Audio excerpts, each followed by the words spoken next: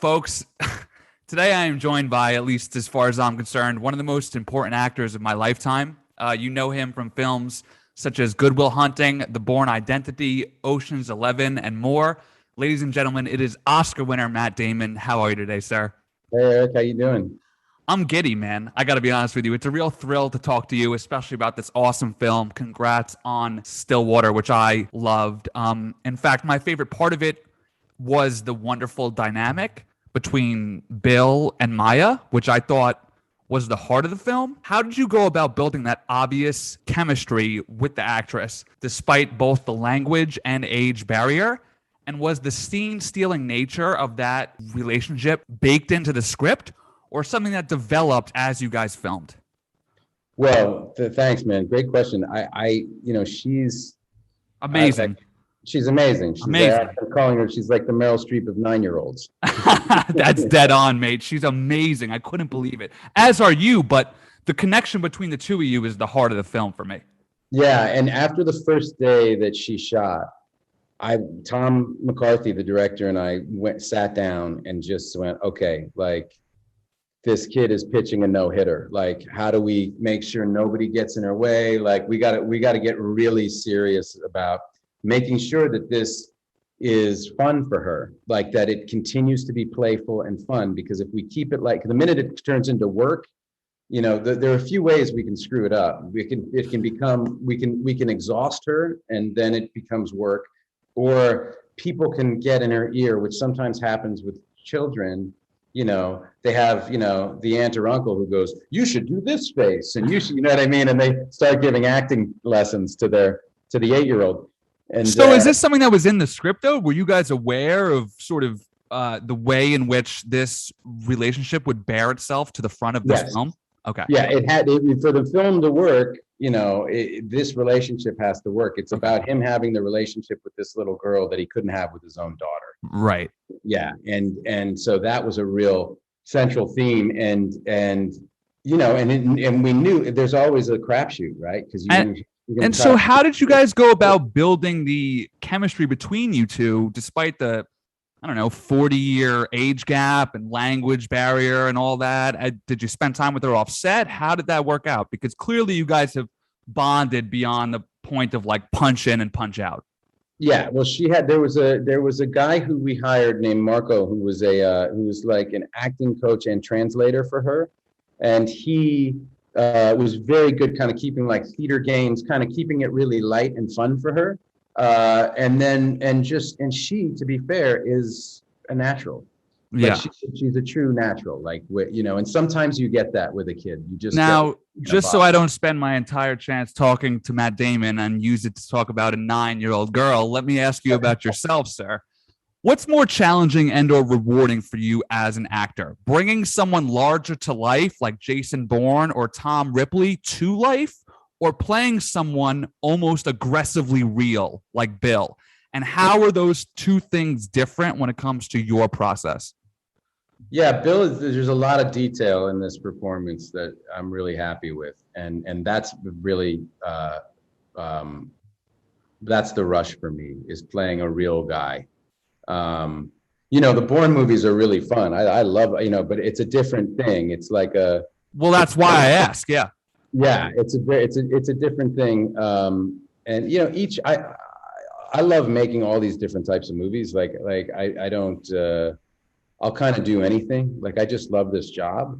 And each time I kind of have a different set of marching orders, but right. This was very, very specific. It was, I hope they don't sell it too much like a thriller, because it's really a drama. Those were my notes exactly, Matt. I think if you go into it expecting a drama, you're going to love it. But if you expect it, punch him, kick him up, Matt Damon in France trying to save his daughter, that's not this film. Right, exactly. It's not. And we would fail on those grounds if that's how you're going to judge it.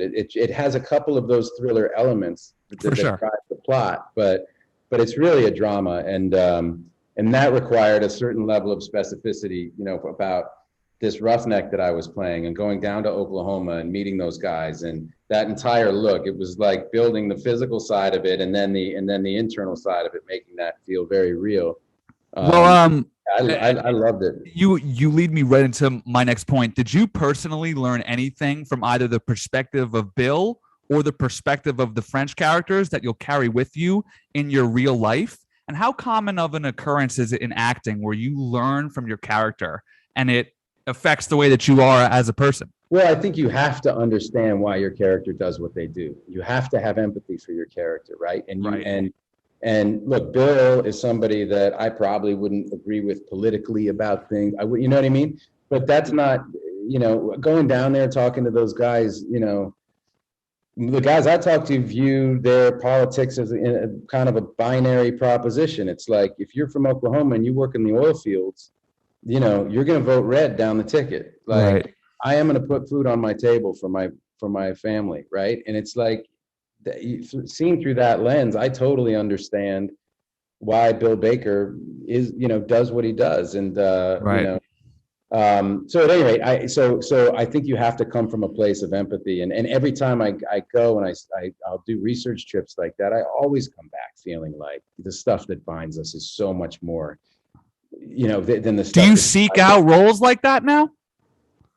I just seek out things that I think are going to be good. Okay. Like, I love playing a three-dimensional guy who's a roughneck from Oklahoma, because this is the guy that the liberal kind of elite, the coastal elite, would stare down their nose at. And right. Ideally, by the end of the movie, they'll feel a great deal of empathy for him. So again, you sort of lead me into my point. This is a role that gives you a lot of emotional beats to hit. What aspect of the Bill character was the toughest for you to crack? And what does that process for you look like? Is it a one size fits all depending on the role, or does it vary with each new character you play? It really depends on the kind of the filter you're pushing the emotion out through. And Bill is a very particular filter, right?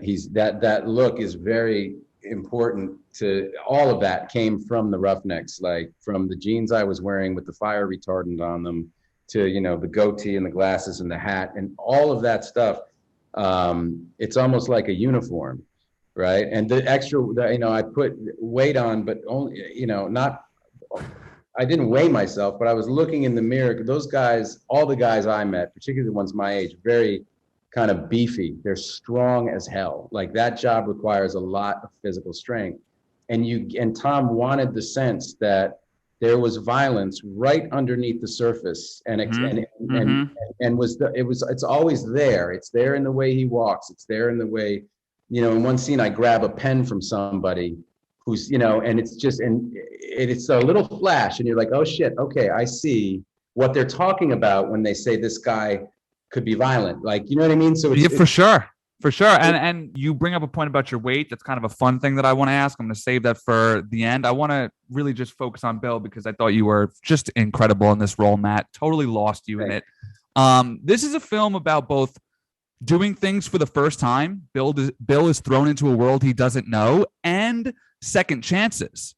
Was the melding of those two things intentional? And why do you think it's important for humanity to be open to both? Oh, wow. I've never thought about it in that context. Yeah, it is. It's about a guy, he is doing things for the first time, but it's flipping that idea on its head about, it's a guy who has this impulse to help because of the pain and the grief that he's carrying and the damage that he's done to the relationship he has with his daughter, the damage he's done, how responsible he feels for her life. And he has this impulse to try to repair that relationship and help her. And yet he has none of the skills that would be required. Well, at least in terms of his blood daughter, I think he does show those skills in what I would say is his second chance. That's right. And so in a funny way, he gets what he wants at the beginning of the film, right? At the beginning of the film, he goes kind of on a mission and he's had this dream of exonerating his daughter, but he's a very different guy by the end of the movie. Yes. Okay. And then that is going to actually cause me to skip to one that I have about the ending because you bring it up so eloquently. Without getting too much into detail, I think the ending of the film leaves you in a state where your own perspective determines if it's happy or if it's sad. I agree. Yeah. I felt a bit of both. Yeah. How do you read the ending, Matt? I read it the way you did, and I hope I love that because I think it is both, right? I think looking at what he loses is so devastating, right? Yeah. But you also know that this guy, the world does look differently to him now. Like he's Beautiful ending, man. I gotta say, amazing. Yeah, you know, he can re-engage with a different world now. Yeah. You know what I mean? And so so he knows he can't go back, but he knows that he can find. So you think it's sort of a open-ended, depending on your own point of view type thing? Yeah, I would say I would agree with your assessment of it. Yeah, thank you, Matt. And then I've got to wrap up here. Thank you for some of the most thrilling 10 minutes of my career. I just want to end it real quick. Talk to me about the difference of putting on Bourne weight and putting on Bill weight, because I know it was different. Oh yeah, the Bill weight's a lot more fun. That's what I figured you'd say. A lot more cheeseburgers, huh? A lot more cheeseburgers. Yeah, definitely a lot more pizza. Matt, thank you so much, sir. This was an honor. I appreciate you and all the work that you've done my whole life. I wish you nothing but the best going forward, and I hope that we cross paths again one day soon. All right. Thank you, Eric. I appreciate it, man. Cheers, man. Thank you again. Yeah, you bet.